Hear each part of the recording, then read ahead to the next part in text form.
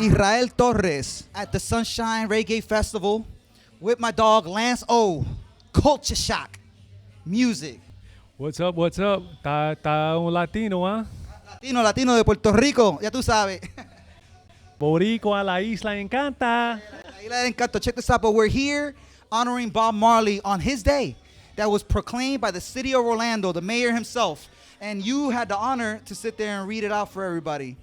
Yeah, it was indeed a pleasure. You know, my education was coming out in me. That's what I was taught in school, to do speech communications with an emphasis on radio and TV. So that's where that came. So I feel very comfortable doing that. You know, I've been doing it since I was 17. I wasn't a natural. I became a natural. Well, from my perspective, you know, you look like a natural, but maybe one day I'll get there too, you know.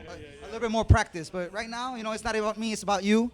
And give us some input. Yeah, you're right. It's about us. But give us some input on your opinion. To me, they should have did this a long time ago, but I'm grateful. I'm very grateful because, you know, Gong, he's a legend. He's a legend.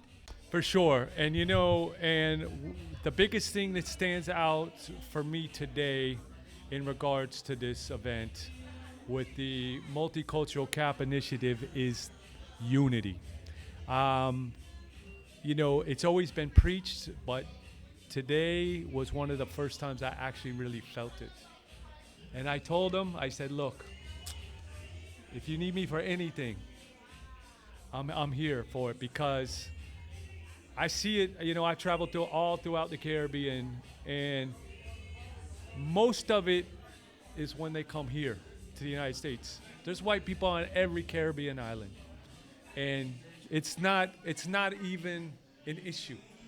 It's when they get exposed to the American culture that division comes into effect. It's an honor to be a part of that, and you know, and I'm a full-blooded American, but my spirit and my soul rests in the Caribbean.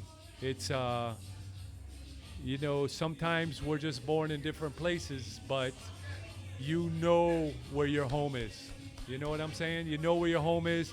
I was drawn in and captivated, obviously first through reggae, but that brought me to the Caribbean, and it just spread, because I mean, every island has its own style and own genre of Caribbean music, and they each bring something to the table.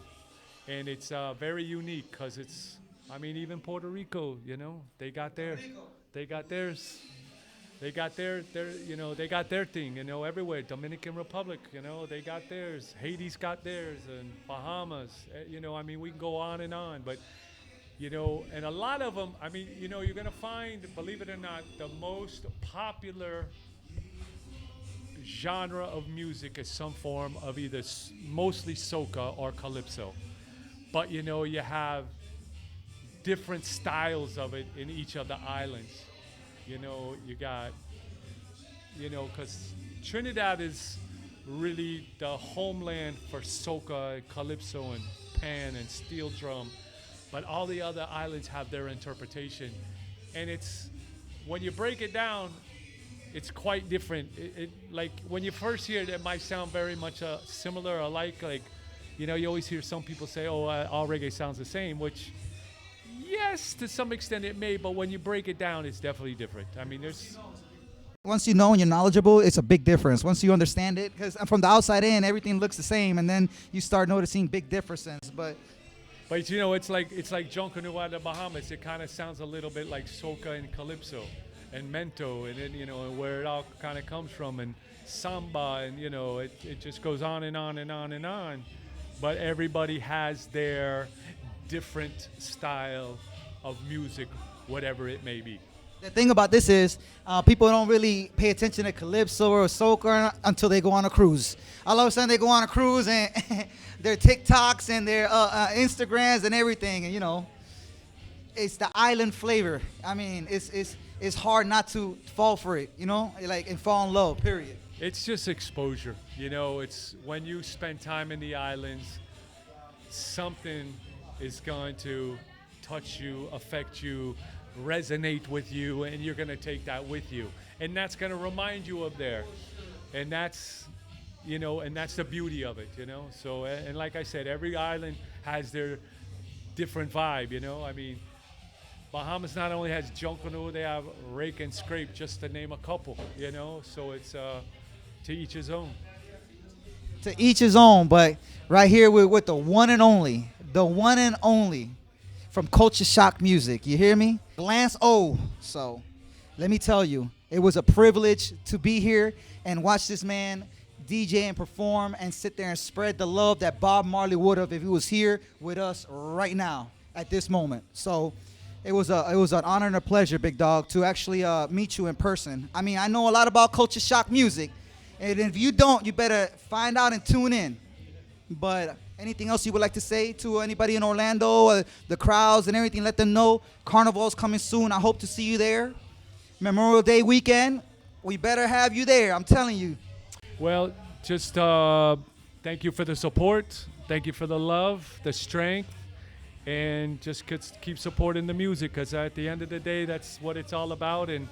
And I think you're going to see at Carnival during Memorial Day weekend, downtown Orlando, it's going to be represented through the music as well. So when your artist comes to town, you come support that artist, whether it be from St. Lucia, from St. Croix, from the Grenadines, to the Bahamas, to Grenada.